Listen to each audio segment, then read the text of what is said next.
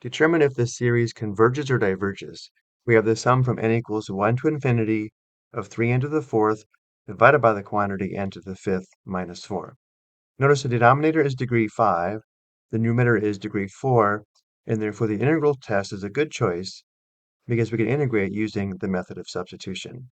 Recall for the integral test, we have a sub n equals f of n, which we then use to determine the function f of x, where f of x must be continuous, positive, and decreasing on the interval from k to infinity.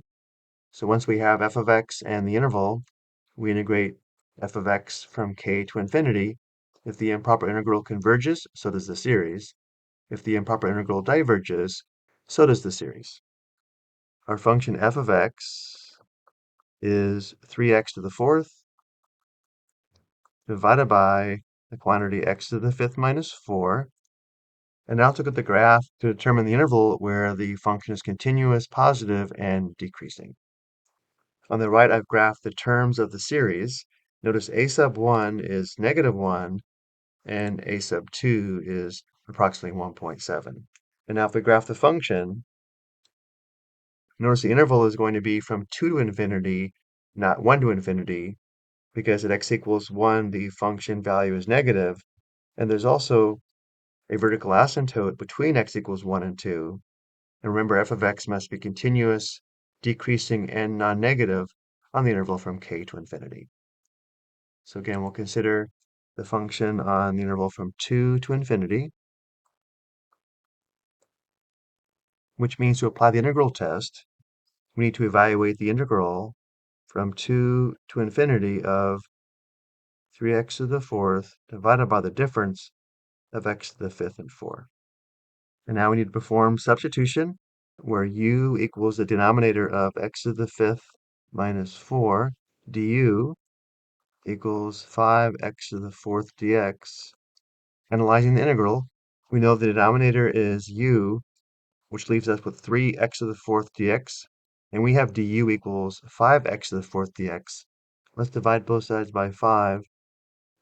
Simplifying, we have 1/5 du equals x to the fourth dx. And now to write the integral with respect to u. We will leave the limits off for now because these limits are x values, not u values. We know the denominator is u, and x to the fourth dx equals 1/5 du, which gives us 3/5 times 1 divided by u du. When x is 2, notice u is equal to the fifth power of 2 minus 4. The fifth power of 2 is 32. 32 minus 4 is 28. The lower limit of integration is 28. And as x approaches infinity, so does u. Because we have an improper integral, let's replace infinity with b and write this as the limit as b approaches infinity of the integral from 28 to b of 3/5 times 1 divided by u du. The antiderivative is 3/5 natural log absolute value of u, but we can leave off the absolute value because the u values are always positive. This gives us the limit as b approaches infinity of 3/5 natural log u. And now we determine big F of b minus big F of 28, which gives us the limit as b approaches infinity of 3/5 natural log b minus 3/5 natural log 28.